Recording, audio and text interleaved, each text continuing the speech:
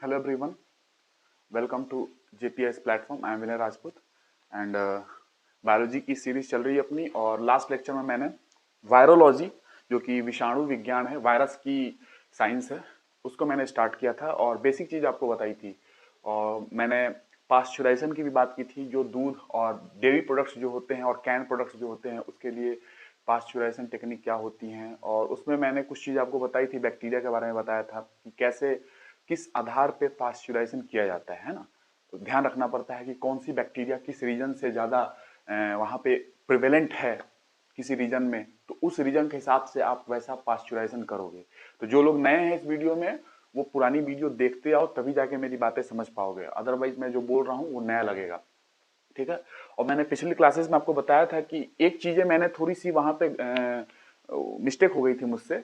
मैंने बताया था आपको पिछली क्लास में, जो HCl होता है स्टमक में, HCl मैं पहले बता दूं, HCl जो होता है हाइड्रोक्लोरिक एसिड, जो स्टमक में गैस्ट्रिक ग्लैंड के द्वारा प्रोड्यूस होती है। मैं पढ़ाऊंगा आपको फिजियोलॉजी वगैरह वहां पे, डाइजेशन वगैरह, तो वहां पे बताऊंगा आपको, बट मैंने जिक्र किया था पिछली क्लास में, तो इसलिए मैं बता दे रहा हूँ। HCl जो होती है स्टमक में, ये पोटेंट किलर होता है टाइफाइड बैक्टीरिया का। मैंने ट्यूबरक्लोसिस टीबी के बैक्टीरिया का बताया था कि HCl जो होती है वो टीबी के बैक्टीरिया को मारती है। नहीं, ये बात सत्य है कि HCl जो है बहुत सारे माइक्रो ऑर्गेनिजम्स को हमारे स्टमक में जब आते हैं, वो माइक्रो ऑर्गेनिजम्स हमारे खाने के थ्रू, पानी के थ्रू, तो उसको मारती है, किल करती है, इफेक्ट करती है, उनको प्रभावित करती है। लेकिन पोटेंट किलर अगर बात करूं तो ट्यूबरक्लोसिस का बैक्टीरिया नहीं, टाइफाइड का बैक्टीरिया, जो टाइफाइड होता है ना, आंतों का बुखार, उसकी पोटेंट किलर है। मैंने पिछले लेक्चर में बता दिया था ट्यूबरक्लोसिस, क्यों टीटी से मैच कर रहा है, टीबी और टाइफाइड। तो वो ध्यान रखेंगे कि ट्यूबरक्लोसिस नहीं है, टाइफाइड का बैक्टीरिया है। तो पोटेंट किलर है HCl हाइड्रोक्लोरिक एसिड, जो स्टमक में प्रोड्यूस होती है। वो पोटेंट किलर है किसका? पोटेंट किलर मतलब किस बैक्टीरिया को मारती है ये HCl? टाइफाइड बैक्टीरिया, जो आंतों का बुखार होता है ना, टाइफाइड। इस बैक्टीरिया का नाम क्या है वो भी बता देता हूं। वैसे आपको ध्यान नहीं रखना है, बट मे भी बहुत ही ऐसी डिजीज है कि बहुत लाखों लोगों की जान जाती है टाइफाइड से, तो इसलिए मैं बता दे रहा हूं। और फिर हेल्थ एंड डिजीज जब मैं पढ़ाऊंगा तो डिफरेंट बैक्टीरिया से होने वाली बीमारी जो है सारा पढ़ाऊंगा, टाइफाइड, टीबी, कोलेरा, सब चीज, एंथ्रैक्स, सब कुछ पढ़ाऊंगा वहां पे। साल्मोनेला टाइफाइड, ठीक है। ये साल्मोनेला टाइफाई बैक्टीरिया है जो कि टाइफाइड कराता है। और ये बैक्टीरिया नॉर्मली आप गंदे पानी पी सकते हो, अगर पी रहे हो, या भोजन जो है वो दूषित है, आपका खाना दूषित है, तो उन चीजों में आपको ये बैक्टीरिया रहती है और उसके चक्कर में आपको ये हो जाती है। लेकिन HCl जो है, मैंने बताया था, हमारे स्टमक में, पेट में ये प्रोड्यूस होता है, ये एसिड है, और इस एसिड से ये बैक्टीरिया मारा जाता है।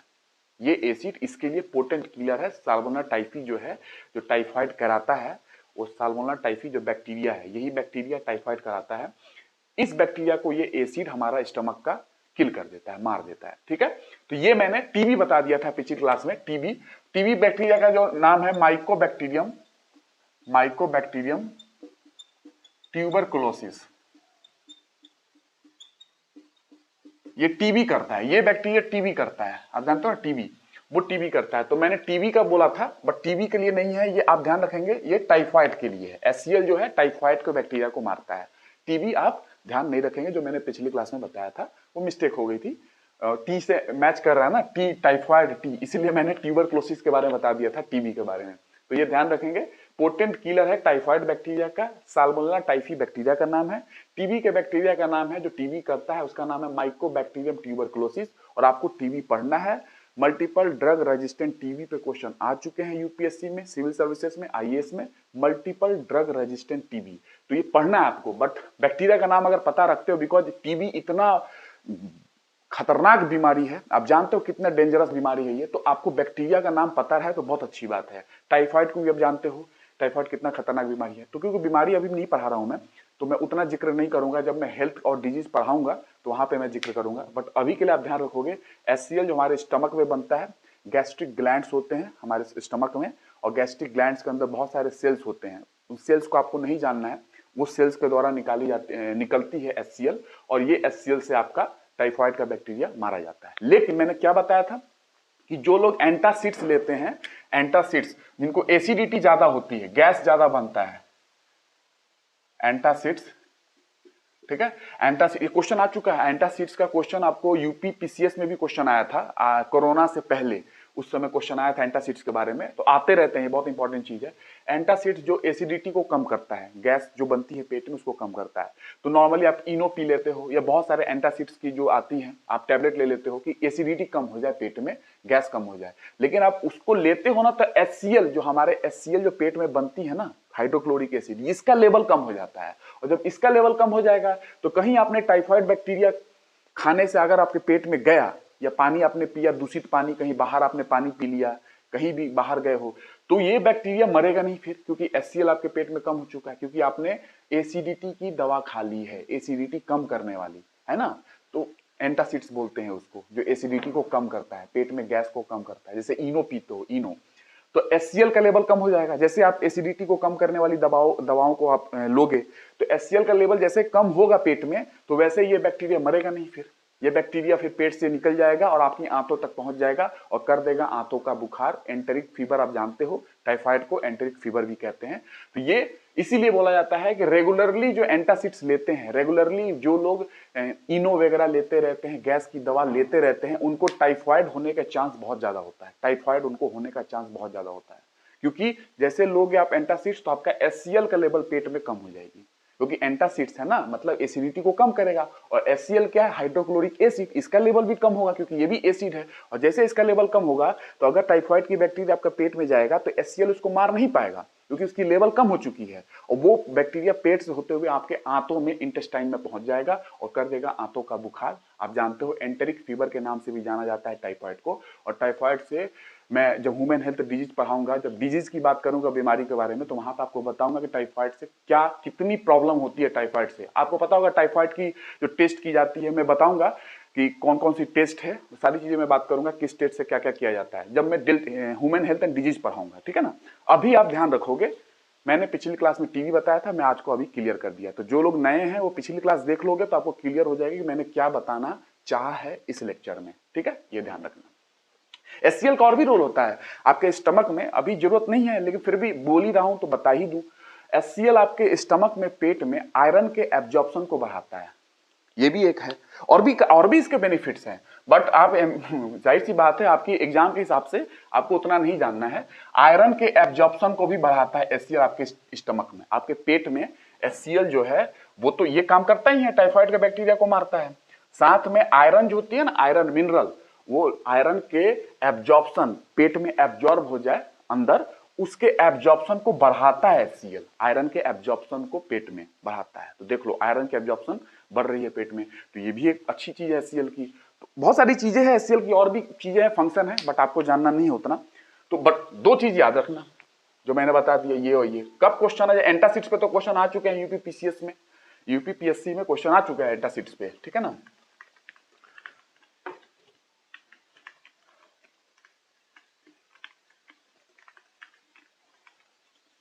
अब मैं वायरस की जो कहानी है, देखो वायरस की दुनिया बहुत बड़ी है, आप सुन रहे हो कोरोना वायरस ये है वो है।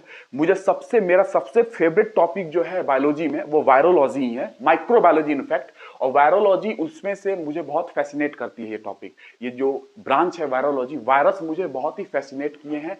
जब से मैंने उनको 7-8 साल से मैं स्टडी कर रहा हूँ बायोलॉजी में, और जब से मैंने उनके बारे में स्टडी की है, क्योंकि डिटेल स्टडी मैंने की है। इनफैक्ट मैं वायरोलॉजी की कोर्स भी लेके आऊंगा, क्योंकि जो हाल हुई है कोरोना में और जो गलत इंफॉर्मेशन लोगों को पहुंची है, वायरोलॉजी, वायरस की स्टडी करते हैं इसमें, ठीक है। तो मैं वायरोलॉजी की कोर्स लेके आऊंगा जब फाइनली, और डिटेल वायरोलॉजी कोर्स होगी, इनफैक्ट डॉक्टर के लिए भी होगी वो चीजें, जो डॉक्टर्स हैं। मैं टोटल वायरोलॉजी, मतलब ये नहीं पढ़ाऊंगा आपको कि ये डिजीज कैसे होती है, ये इन्फ्लुएंजा क्या है, हर्पिस क्या है, ये डिजीज को नहीं बताना है मुझे। मैं वायरस की टोटल प्रक्रिया जो होती है, जो भी उसकी प्रोसेसेस है बॉडी के अंदर, उनकी इन्फेक्शन साइकिल क्या है, उनकी टोटल अंदर बॉडी के अंदर ट्रांसक्रिप्शन ट्रांसलेशन कैसे उनकी होस्ट का वो यूज करते हैं, ये सारी चीजों को मैं बताऊंगा। तो इनफैक्ट वो लंबी कोर्स होगी, 40-50 आवर्स के आसपास की कोर्स होगी, बट ये बहुत इंपॉर्टेंट कोर्स होगी, बिकॉज आप समझ चुके हो वायरस ने क्या किया है, ठीक है। और ये कोई नया चीज नहीं है। आपको लग रहा होगा कि वायरस जो है, कोरोना वायरस इतनी तबाही मचा चुका है, आप नहीं जानते हो कि आप बहुत बड़े पैंडेमिक में हो, एचआईवी के बहुत बड़े पैंडेमिक में पूरी दुनिया मूव कर रही है, और इंडिया उसमें से नंबर 1-2 पे है इनफैक्ट। HIV में, HIV एड्स में। और HIV भी बहुत बड़ी पैंडेमिक है दुनिया में, बहुत बड़ी पैंडेमिक है। जैसे आप कोरोना को जानते हो, HIV भी आपको पता नहीं है HIV से कितने लोग मरते हैं। अगर आपको पता चलेगी तो आपको समझ में आएगी हाँ। और उसका क्या रीजन है? ड्यू टू अवेयरनेस नहीं है लोगों के अंदर। ये सबसे बड़ी रीजन है, अवेयरनेस नहीं है, लोग जानते नहीं है। और जानते हो HIV कैसे फैलता है, ये सारी चीजें मैं ह्यूमन हेल्थ डिजीज में बताऊंगा, बट जितनी आपको रिक्वायर्ड है उतना ही बताऊंगा। वायरोलॉजी की क्योंकि मैं कोर्स कराने वाला हूं, तो आपको आज जो मैं पढ़ाने वाला हूं, क्योंकि वायरस की इतनी वायरस वायरस 2 साल से बहुत हुए हैं, विषाणु विषाणु की कहानी बहुत चली है, तो मैं आपको कुछ इतना दूंगा कि इनफैक्ट आप किसी भी टीचर को भी पढ़ा दोगे। ठीक है, किसी भी टीचर को पढ़ा दोगे। आज के लेक्चर से इतनी इंफॉर्मेशन मैं दूंगा, कोशिश करूंगा कि आज ही के लेक्चर में मैं आपको इतना बता दूं कि आपके काम का हो जाए और इंटरव्यू में भी आप आंसर देने के काबिल हो जाओ। और कहीं ना कहीं अगर आज मैंने पूरा कंप्लीट नहीं किया तो जो इसकी और डिटेल चीजें हैं जो आपको जानना है, इंटरव्यू में कभी पूछ लिया गया, कभी मेंस में कुछ आ गया, तो मैं अलग से कभी कभार ऐसे अलग से वीडियो अपने यूपीएससी से हटके अलग से वीडियो में बना के वायरोलॉजी वायरस की वो चीजें मैं कवर कर दूंगा। ठीक है, तो जितना कवर कर पाता हूं मैं आज उतना मैं कवर कर देता हूं और आपको मजा आएगा कि क्या चीजें आप देखोगे। बिकॉज जो मैं बताने वाला हूं बहुत ही डिफरेंट चीजें मैं बताऊंगा वायरस के बारे में। आप लोग जो जानते हो कि वायरस सिर्फ बीमारी फैलाते हैं, तो आपको गलत फहमी है। वायरस सिर्फ बीमारी नहीं फैलाते हैं, वायरस हमारे लिए उतना ही उपयोगी है जितना आप खाना पीना खाते हो ना, सब्जी भाजी, ठीक है ना, और जितना उतना ही उपयोगी हमारे लिए वायरस है। आप सोच भी नहीं सकते हो जो वायरस बीमारी करते हैं। मैं मानता हूं वायरस हमारे लिए बीमारी करते हैं, हमारे लिए बहुत ही खतरनाक है, लेकिन वही वायरस हमारे लिए बहुत ही उपयोगी भी है, हमारे लिए बहुत यूजफुल है। तो आप जो ये धारणा बना के रखे हो माइंड में कि वायरस हमारे लिए बहुत खतरनाक होते हैं, सिर्फ बीमारी फैलाते हैं, हमें तो नुकसान ही पहुंचाते हैं, ये टोटली रॉन्ग है। ठीक है, ये गलत है, ऐसा हमेशा नहीं होता। आपके शरीर में ऐसे लाख्स ऑफ वायरस हैं, थाउजेंड्स करोड़ ऑफ वायरस है, मिलियंस बिलियंस ट्रिलियंस में वायरस है जो आपके शरीर में रहते हैं। आपके नेल्स में, आपके स्किन में, आपके हेयर में लगभग डीएनए वायरस होते हैं जो आपको कभी भी हानि नहीं पहुंचाते हैं। आपके इंटेस्टाइन में, आपके डाइजेस्टिव सिस्टम में, आपको यूरोजेनाइटल सिस्टम में जो यूरिन पास करते हो, पेशाब पास करते हो, उस सारी जगहों पे, आपके लंग्स में, आपके ब्रेन में, आपके नर्वस सिस्टम में, हर जगह वायरस है और वो आपको हानि नहीं पहुंचाते हैं। गलत फहमी में मत रहिएगा। वायरस, बहुत सारे वायरस होते हैं जो हमारे यूज के हैं, ह्यूमंस के यूज के हैं, अलग एनिमल्स जो दूसरे एनिमल है, जानवर है, उनके भी यूज में आते हैं। और इनफैक्ट इनडायरेक्टली आप जानते हो कि बायो जियो केमिकल साइकिल आप पढ़ते हो, carbon cycle, nitrogen cycle, phosphorus cycle, water cycle. In fact bio geo chemical cycle को रन करने में सबसे बड़ा श्रेय वायरस को भी जाता है। आप जो जानते हो जो कार्बन ओशियन में जो इतनी सिंक होती है ना, due to the reason of virus, वो वायरस ही है जो इतनी कार्बन एटमॉस्फेयर की सिंक हो रही है। कहां पे? ओशियन में। वायरस बहुत बड़े रीजन है इसके।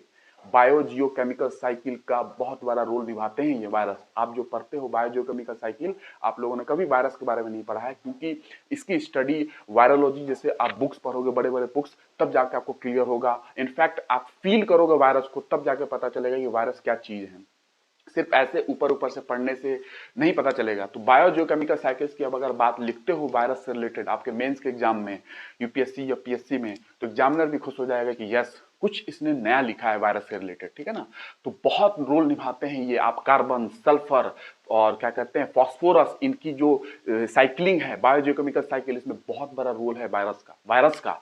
और सबसे largest biodiversity of earth on earth, सबसे बड़ी बायोडाइवर्सिटी की अगर बात करूं तो वायरस ही है। सबसे ज्यादा जैव विविधता अगर अर्थ पे बात करोगे तो वायरस की है। सोचो, आपने सुना नहीं होगा इन चीजों को, तो इसको बचाओ क्योंकि बहुत जरूरी है, क्योंकि ये सब इंफॉर्मेशन आपको जल्दी नहीं मिलेंगी। और क्योंकि मैं वायरोलॉजी इतनी डिटेल में मैं बताने वाला हूं, इनफैक्ट जब मैं वायरोलॉजी की कोर्स लाऊंगा, और वो एक डिजीज से रिलेटेड नहीं होगी, टोटल वायरस की कॉन्सेप्ट खोलने के लिए होगी, पूरी इन्फेक्शन साइकिल। जैसे कोरोना में आपने सुना होगा पीसीआर टेस्ट हुई है, आपको पता नहीं है कि वायरस पीसीआर टेस्ट से पहले क्या किया गया था और कौन कौन सी टेक्निक है, साइटोपैथिक इफेक्ट क्या होते हैं, वो डिटेल स्टडी है वायरोलॉजी में। इनफैक्ट एमबीबीएस के जो लोग होते हैं, जो डॉक्टरी करते हैं, उनको पढ़ना है। जो वायरोलॉजिस्ट होते हैं, जो विषाणु विज्ञान के विशेषज्ञ होते हैं, उनको, वो लोग जानते हैं इन चीजों को। और मैंने पिछली क्लास में कुछ चीज आपको बताई हुई थी कि क्या मीडिया ने गलती किया है, मीडिया ने क्या गलत चीजें बताई है लोगों को, और बहुत सारे टीचर्स जो गलतफहमी फैलाते हैं, क्योंकि स्टडी की कमी है। आप अगर सिर्फ नॉर्मल बुक से पढ़ के आ रहे हो तो आप नहीं समझ पाओगे। जितनी चीजें मैंने आपको बताई आप समझ पा रहे होगे कि वायरस जितना आपके लिए हानिकारक है उससे कई गुना आपके लिए फायदेमंद भी है, ये भी याद रखिएगा। वायरस की बात कर रहा हूं मैं, और मैंने कुछ कारण तो आपको बता भी दिया है। अभी मैं और फायदा आपको बताऊंगा वायरस का, और फायदा बताऊंगा, सिर्फ फायदा ही फायदा बताऊंगा, ठीक है। वायरस बहुत ही फायदेमंद है, और यस हानिकारक हमारे लिए है, हमारे बीमारी फैलाते हैं हमारे शरीर में, लेकिन फायदेमंद भी बहुत है। कुछ रीजन मैंने आपको दे दिया है एग्जाम में लिखने के लिए। तो नेशनल इंस्टीट्यूट ऑफ वायरोलॉजी पता है कहां है? क्वेश्चन आ चुका है, मैं अभी बता देता हूं। National institute of virology, national institute of virology, virology विषाणु विज्ञान,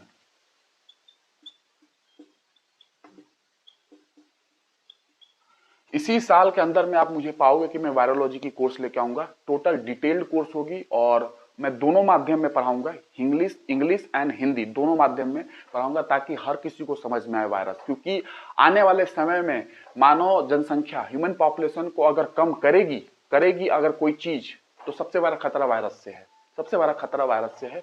अभी तो आप कोरोना से जूझ रहे हो, एक पेंडेमिक आपके साथ चल रही है जो कि HIV एड्स की पेंडेमिक है, वो आपके अभी साथ में चल रही है। वो अभी कितनी पेंडेमिक्स आने वाली है आप सोच नहीं सकते हो, मैं डरा नहीं रहा हूं, लेकिन आपको वायरस की अगर जानकारी होगी, आप अवेयर होगे तो आप बचोगे, ठीक है। और जो ये वैक्सीनेशन की बात चल रही है, मैं डिटेल वैक्सीनेशन पढ़ाऊंगा वायरोलॉजी के दौरान। जब मैं ये वायरोलॉजी पढ़ाऊंगा, टोटल वैक्सीन की कॉन्सेप्ट पढ़ाऊंगा, first generation vaccine, second generation vaccine, third generation vaccine, fourth generation vaccine क्या है, सारी वैक्सीन की डिटेलिंग में करूंगा। वहां पे वैक्सीन कैसे बनते हैं, कैसे आपने एडिनो वायरस का यूज किया है कोरोना वायरस के वैक्सीन को बनाने के लिए, एडिनो वायरस का यूज किया है कोरोना वायरस की वैक्सीन बनाने के लिए।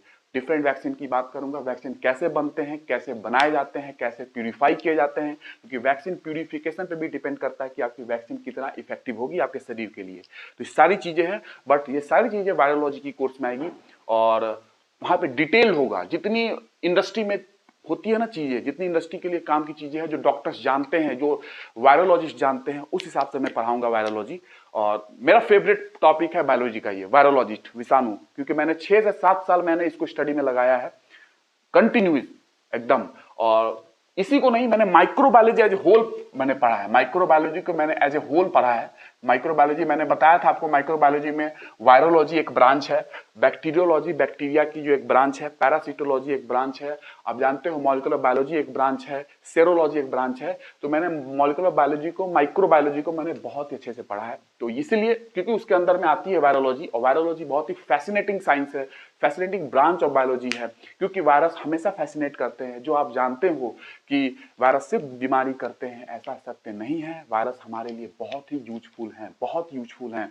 आप अब समझोगे, मैं आपके लिए उतना तो बता दूंगा जो आप एग्जाम में लिखोगे और इंटरव्यू में बता पाओगे, लेकिन अगर डिटेल आपको जानना है तो आपको यहाँ पे आके मुझे सुनना पड़ेगा इस कोर्स में, ठीक है। बिकॉज बहुत सारी चीजें हैं, मैं कितना बताऊं यहाँ पे, बट आपके लिए आपके हिसाब से मैं उतना कवर कर दूंगा जो आपको एग्जाम में इतना हेल्प करेगी लिखने में, आंसर राइटिंग में। और जब आप इंटरव्यू में जाओगे तो कोरोना से रिलेटेड, वायरस से रिलेटेड ऐसी चीजें बताओगे जो इंटरव्यूअर भी, इंटरव्यू जो ले रहे हैं वो भी खुश हो जाएंगे आपसे कि यस आप डेफिनेटली बहुत अच्छा जानते हो वायरस के लिए, वायरस के बारे में, ठीक है। तो national institute of virology Pune, ठीक है। नेशनल इंस्टीट्यूट ऑफ वायरोलॉजी कहां है? National institute of virology Pune में है, ठीक है, पुणे में। याद रखोगे, ये क्वेश्चन आए हुए हैं, सारी चीजें मैं वही बता रहा हूं, वही बताऊंगा भी जो क्वेश्चन आते हैं। लेकिन आज के समय में एग्जाम का लेवल बढ़ चुका है, और अगर आप सिर्फ वायरस में न्यूक्लिक एसिड होता है, प्रोटीन होता है, कैप्सिड होते हैं, ये चीजें पढ़ के जाओगे तो एग्जाम जिंदगी में नहीं निकलेगा, ठीक है। आज क्वेश्चन अच्छे आ रहे हैं, आजकल घुमा फिरा के क्वेश्चन पूछ रहे हैं, कॉन्सेप्चुअल पूछ रहे हैं, इंटरव्यू में जाओगे वहां पूछा जाएगा।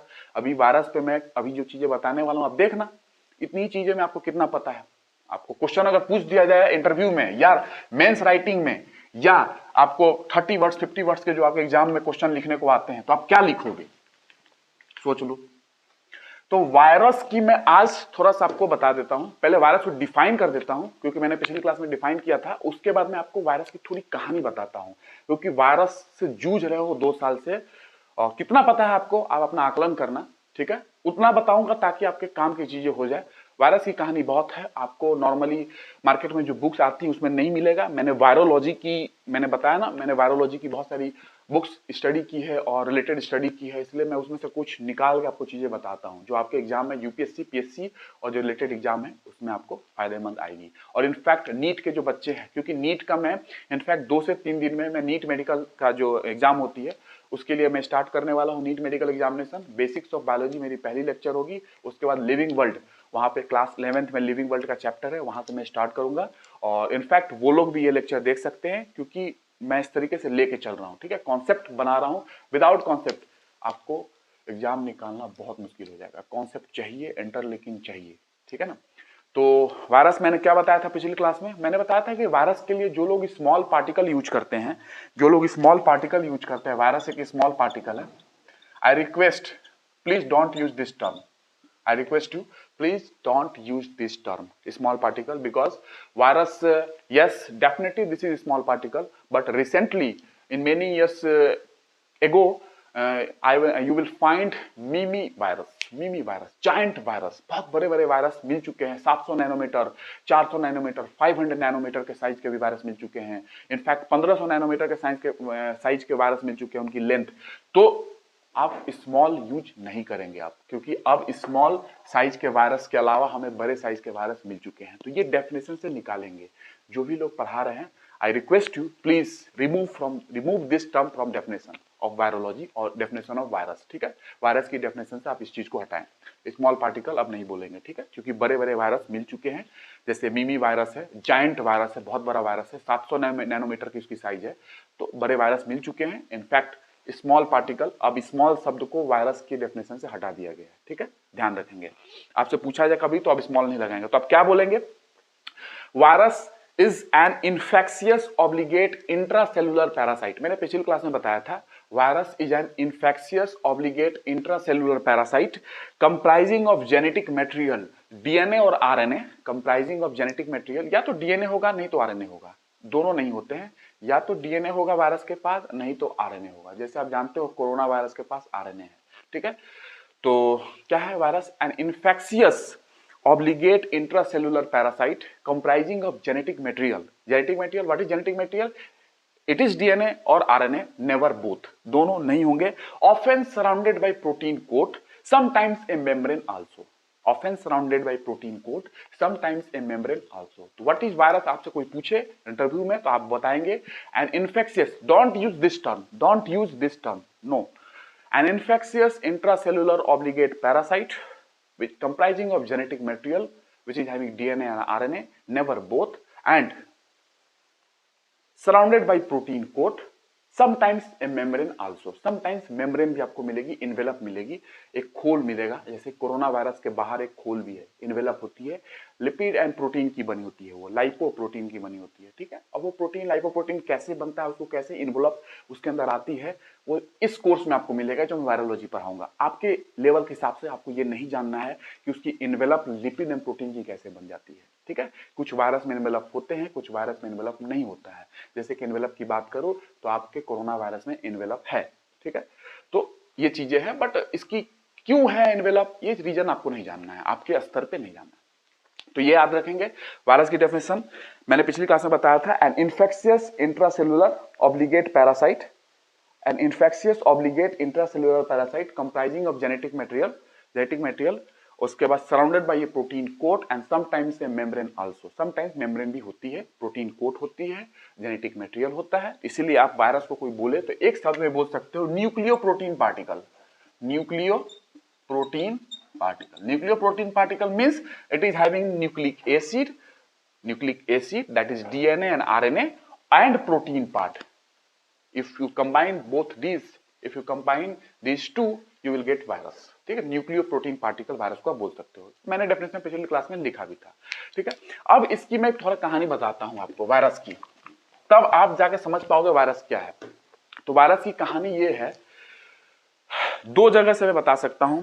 डॉक्टर जैकोब हेनले का आपने नाम सुना होगा कि नहीं, और इनफैक्ट मुझे वहां से नहीं जाना चाहिए, लेकिन वो एक ऐसा बेसिक है जहां से वो चीजें स्टार्ट हुई है, और ये बहुत ही वायरोलॉजी की बुक में आपको मिलेगी, ये सारी चीजें नॉर्मल बुक्स में नहीं मिलेगी। डॉक्टर सुनी लो, जब पढ़ा रहा हूं तो अच्छे से पढ़ा रहा हूं ताकि आपकी कॉन्सेप्ट क्लियर हो जाए।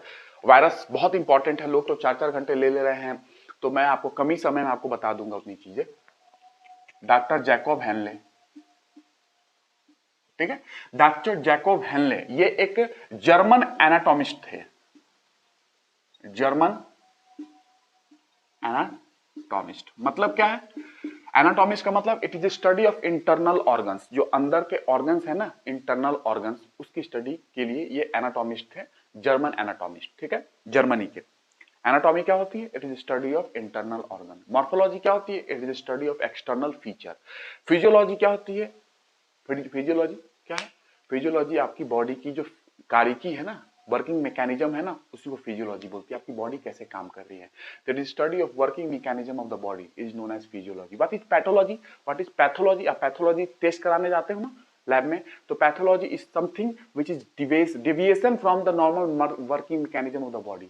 Deviation from the normal working mechanism of the body is known as pathology, and physiology is the normal working mechanism of the body is physiology, ठीक है। आपकी बॉडी की जो वर्किंग मैकेनिज्म है, कैसे काम करती है, उसकी कार्य प्रणाली क्या है, वो फिजियोलॉजी है। इस कार्य प्रणाली में कुछ अगर गड़बड़ी होती है, कुछ गड़बड़ियां होती है, तो आप पैथोलॉजी में चले जाओगे ब्लड टेस्ट कराने। जानते हो, जाहिर सी बात है, आप टेस्ट कराने पहुंच जाते हो। तो ये है डॉक्टर जैकब हेनले। ये पहली बार इन्होंने, आप अगर मैं पहले बता दे रहा हूं, आप लोग सुनोगे एक दूसरे जर्मनी के ही साइंटिस्ट है, उनकी नाम से स्टार्ट की जाती है, लेकिन मैं थोड़ा इनसे स्टार्ट कर रहा हूं। ये और पहले आप अच्छी बुक्स में, वायरोलॉजी की बुक्स में सारी चीजें बताई गई हैं, तो मैं वहां से आपको बता रहा हूं। डॉक्टर जैकब हेनले जो है, ये अगर बात करूं, इन्होंने पहली बार ये बताया था कि कुछ इन्फेक्शियस एजेंट है, कुछ इन्फेक्शियस एजेंट हैं जो कि डिजीज करते हैं, इन्फेक्शियस एजेंट हैं जो डिजीज करते हैं, लेकिन वो इन्फेक्शियस एजेंट नॉर्मली दिखते नहीं है। उसके लिए लाइट माइक्रोस्कोप की जरूरत पड़ती है, ठीक है। दिखते नहीं है नॉर्मली आंख से, लाइट माइक्रोस्कोप की जरूरत पड़ेगी, ठीक है। तो ये समझ में आया।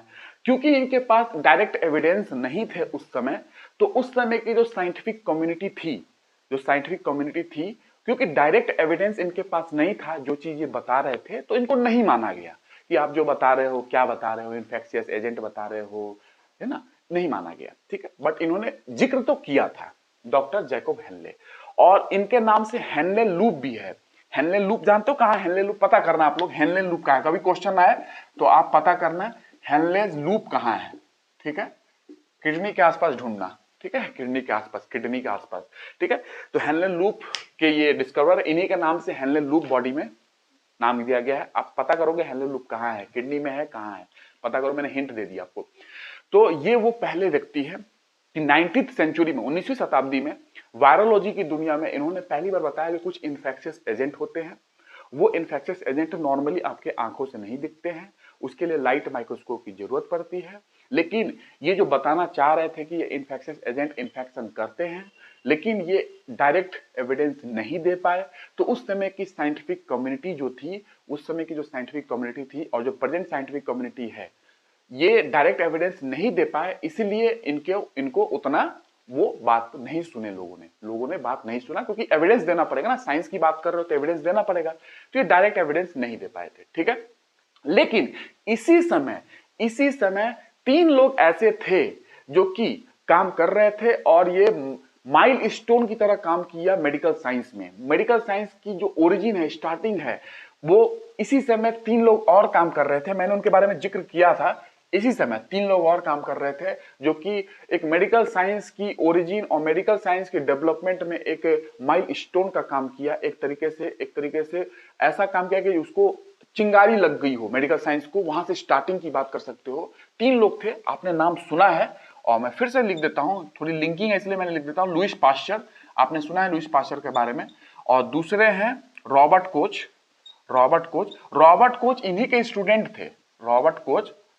स्टूडेंट थे, डॉक्टर जैकब हेनले के स्टूडेंट थे। और तीसरे थे जोसेफ लिस्टर।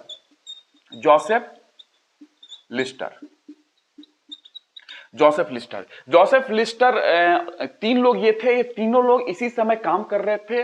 और अब पता है लुईस पाश्चर ने क्या क्या काम किया, आपको पता है। रॉबर्ट कोच ने एंथ्रेक्स एंड ट्यूबरक्लोसिस जो होती है, इसके लिए बताया कि जो बीमारियां हैं वो बैक्टीरिया से होती हैं, और एंथ्रेक्स बैक्टीरिया से होता है। ट्यूबरक्लोसिस मैंने बताया, माइकोबैक्टीरियम ट्यूबरक्लोसिस, इस बैक्टीरिया से बीमारी होते हैं। तो जर्म थ्योरी ऑफ डिजीज को देने का श्रेय रॉबर्ट कोच को भी जाता है। कभी कभी लुईस पाश्चर, मैंने सारा हिंट दे दिया आपको पिछली क्लास में, ठीक है। जोसेफ लिस्टर जो है वो स्टेराइल मैकेनिज्म, आप सर्जरी कर रहे हो, तो जिस इंस्ट्रूमेंट से करोगे उसको स्टेरलाइज करोगे ना, तो स्टेरलाइज मैकेनिज्म की उत्पत्ति की इनको श्रेय जाता है। इंस्ट्रूमेंट को स्टेरलाइज करना मतलब कि इस पे कोई भी इंफेक्शियस पार्टिकल लगा नहीं होना चाहिए। ये नहीं कि बैक्टीरिया वायरस इसमें लगा हुआ है, आपने पेट चीर दिया, तो जो पेट चीर के उसको बीमारी ठीक नहीं करोगे उतना तो बैक्टीरिया वायरस डाल के उसके पेट में उसको बीमारी फैला दोगे। इसलिए इसको स्टेरलाइज करना है। स्टेरलाइजेशन की टेक्निक के बारे में इन्होंने जोसेफ लिस्टर ने बताया था। और ये एक डॉक्टर थे, ये एक सर्जन थे, ठीक है। और जोसेफ लिस्टर माने जाते हैं बहुत ही इंपॉर्टेंट चीज में कि अगर मैं बताऊं आपको तो ये स्टेरलाइज टेक्निक के बारे में इन्होंने बताया, आप समझ रहे होंगे स्टेरलाइजेशन टेक्निक के बारे में। उसके बाद एंटीसेप्टिक जो आप बात करते हो, एंटीसेप्टिक कहीं कट लग चुका है तो वहां पे कटने के बाद आप एंटीसेप्टिक दवा लगाते हो ताकि वहां दवा लगाने के बाद कोई बाहर से बैक्टीरिया वायरस आपके उस पोर्शन पे जहां घाव हो चुकी है, जहां वुंड हो चुका है, वहां पे ग्रो ना करे। तो ये एंटीसेप्टिक के विधाता है, ये इन्होंने एंटीसेप्टिक की ओरिजिन की है, इन्होंने स्टेरलाइजेशन की ओरिजिन की है, स्टेरलाइज टेक्निक की बताया है।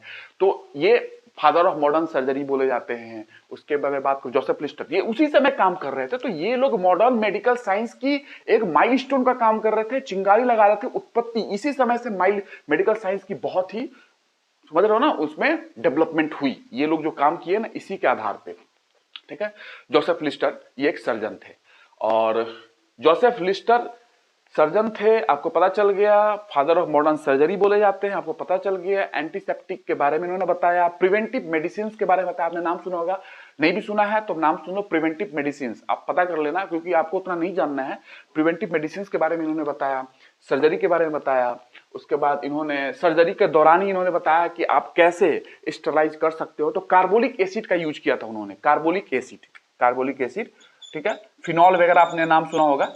कार्बोलिक एसिड का यूज किया था स्टेरलाइज करने के लिए इंस्ट्रूमेंट को, जिस इंस्ट्रूमेंट से सर्जरी कर रहे हैं वो उसको स्टेरलाइज करना है, उसमें के बैक्टीरिया को मारना है, तो कार्बोलिक एसिड का यूज किया था। और बहुत कहानी है, अगर कहानी एक्स्ट्रा जानना हो तो मेरे वायरोलॉजी की कोर्स में आओगे या बैक्टीरियोलॉजी की कोर्स में आओगे तो वहां पे मैं टोटल कहानी बताऊंगा कैसे मेडिकल सिस्टम में वो सर्जरी के दौरान क्या क्या उस समय कहानियां हुई हैं और कैसे कैसे चीजें आगे बढ़ी हैं। तो अभी आपके लिए इतना ध्यान रखोगे।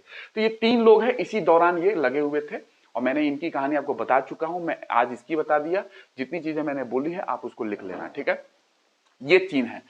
उसके बाद अगर बात करूं तो ये बता चुके थे वायरस के बारे में, स्टार्टिंग किया, कुछ बोला, बट एविडेंस नहीं थी इनके पास तो लोगों ने बात नहीं माना, ठीक है।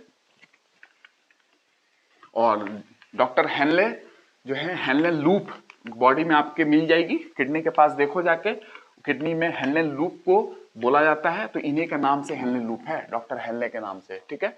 और इनके स्टूडेंट रॉबर्ट कोच भी थे।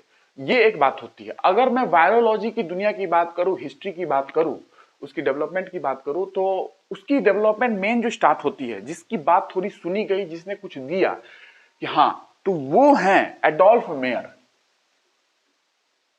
एडोल्फ मेयर, MEYER भी लिखते हैं, कहीं कहीं MEYER, एडोल्फ मेयर। क्योंकि ये वायरोलॉजी की दुनिया में कहीं कहीं कॉन्ट्राडिक्शन भी है चीजों को लेके, तो आप ध्यान रखेंगे कहीं आपको ये कुछ चीज मिल जाए, तो मैं स्टैंडर्ड बुक से आपको बता रहा हूं, तो कहीं चीजें मिल जाए कोई कॉन्ट्राडिक्शन है इस पे, ठीक है। तो इसलिए ध्यान रखेंगे कि मैं कॉन्ट्राडिक्शन पे बता दूंगा कहाँ कहाँ कॉन्ट्राडिक्शन है, ठीक है ना, लोगों को बुक्स में। तो एडोल्फ मेयर, क्योंकि कॉन्ट्राडिक्टरी चीजें आपसे नहीं पूछी जाएगी कि एक चीज का आंसर ये भी है वो भी है, तो वो नहीं पूछा जाएगा आपसे, क्योंकि वो पूछा जाएगा तो बिना मतलब का आपको नंबर देना पड़ेगा, है ना, कमीशन को, क्योंकि वो कॉन्ट्राडिक्शन है। तो कमीशन ऐसा नहीं चाहेगी कि आपको दोनों चीजें पूछ दे जो कॉन्ट्राडिक्शन है, तो उसका पूछने का तरीका अलग होता है, ठीक है। नहीं तो बिना मतलब का नंबर देना पड़ जाएगा आपको, तो वो देना नहीं चाहेगी ना ऐसा चीज पूछ के कि आपको कॉन्ट्राडिक्शन हो जाए, आप नंबर के लिए डिमांड कर दे कि आपने तो गलत पूछा है तो नंबर दो मुझे, आपने गलत पूछा है, तो ऐसा नहीं करेगी कमीशन। एडोल्फ मेयर में भी नहीं करना चाहिए।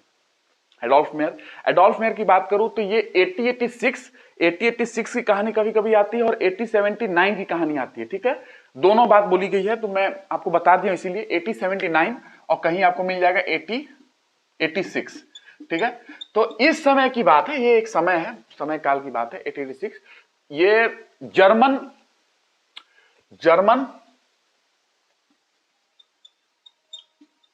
एग्रीकल्चरिस्ट थे, ठीक है।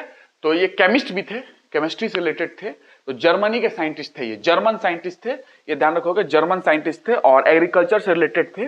केमिस्ट भी थे ये, ठीक है ना, एग्रीकल्चरल केमिस्ट थे, जर्मन साइंटिस्ट। अब मैं सीधा लिख देता हूं, बट एग्रीकल्चर से भी रिलेटेड थे ये, ठीक है, ठीक है। तो जर्मन साइंटिस्ट थे ये क्या किए कि उस समय एग्रीकल्चर से रिलेटेड थे, कृषि से, तो मैंने बताया आपको केमिस्ट थे। तो एडोल्फ मेयर जो है, इन्होंने क्या किया कि उस समय क्योंकि आज जो आप जानते हो टोबैको जो होती है ना, टोबैको है ना, गुटखा वगैरह, ऐसा नहीं है कि वो आज ही चल रही है, उस समय भी, इस समय के काल में भी टोबैको का बहुत यूज होता था, ठीक है, बहुत यूज होता था। तो उस समय क्या हुआ कि ऐसा देखा गया कि टोबैको की जो खेती होती है, वो टोबैको की खेती में कुछ ऐसे चीजें दिखती थी कि पत्तों पे कुछ धब्बे, धाग धब्बे जैसे पत्तों पे दिखने लगे लोगों, धब्बे धब्बे होते हैं ना, धब्बे, spot, bright and light spot के तौर पे दिखने लगे पत्तों पे, किसके, टोबैको प्लांट के पत्तों पे।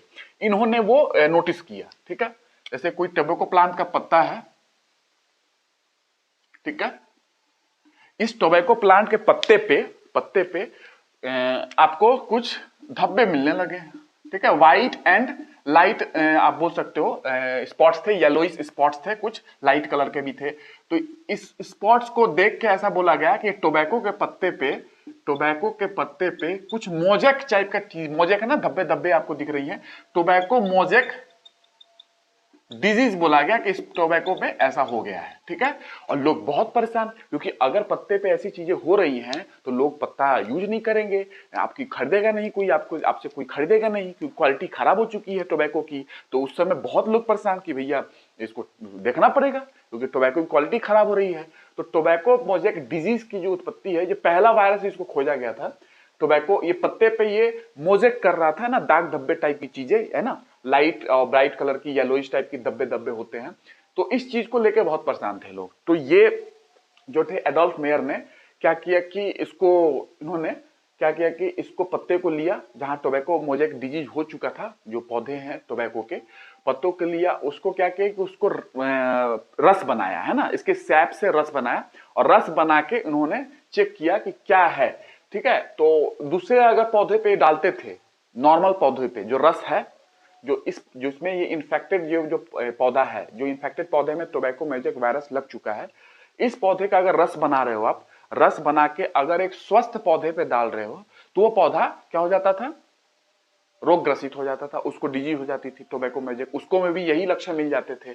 लेकिन क्या हुआ कि ये उस बात को फिल्टर से छानने के बाद, बैक्टीरिया फिल्टर थी एक, बैक्टीरिया फिल्टर से ये लोग छानते थे पहले, ठीक है, बैक्टीरिया फिल्टर, बैक्टीरिया फिल्टर थी, उस फिल्टर से इन्होंने क्या किया कि इस पत्ते का रस बनाया, लीफ का रस बनाया, जूस बनाया, लीफ जूस बनाया, ठीक है, जूस बना के इस फिल्टर से छाना, और छानने के बाद बैक्टीरिया फिल्टर में क्या होगा कि बैक्टीरिया तो रह जाएगी ऊपर, और जो छनित नीचे गिरेगा ना, उसमें बैक्टीरिया नहीं होगा, क्योंकि बैक्टीरिया फिल्टर नाम ही है उसका।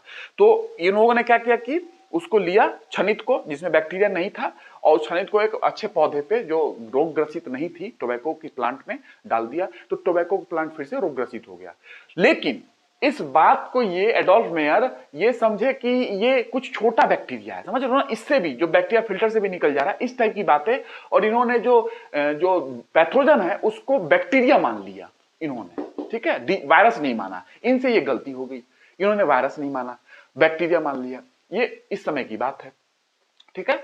तो इन्होंने बैक्टीरिया मान लिया था, बट एक्चुअली है क्या, वो वायरस है। लेकिन बैक्टीरिया फिल्टर से छाना उन्होंने, उस लीफ जो जूस निकली, उस जूस से, उस सैप को लेके, क्योंकि उस सैप में बैक्टीरिया नहीं होगा, क्योंकि बैक्टीरिया फिल्टर से आपने छाना है, तो बैक्टीरिया फिल्टर में ऊपर हो चुकी है, और नीचे जो छनित है, जो रस है, उस रस को आपने शुद्ध जो पौधे हैं जिनमें बीमारी नहीं है, उस टोबैको के प्लांट में आपने डाला, तो टोबैको के प्लांट में फिर से वही डिजीज हो गई, ऐसी वाली दाग धब्बे उस पर मोजेक होने लगे, ठीक है। तो लोग बहुत परेशान थे, तो इन्होंने लेकिन बोल दिया कि नहीं नहीं, ये बैक्टीरिया ही है, इनसे ये गलती हो गई थी, एक्चुअली वो बैक्टीरिया नहीं था, क्योंकि बैक्टीरिया फिल्टर से छाना गया था उसको, तो इनसे ये गलती हो गई थी, ठीक है। ये नहीं पहचान पाए उस तरीके से। उसके बाद, और क्योंकि बैक्टीरिया फिल्टर की जो कहानी है, यहां से अभी थोड़ा मैं होल्ड करता हूं, यहां से आपको ले चलता हूं चैम्बरलैंड।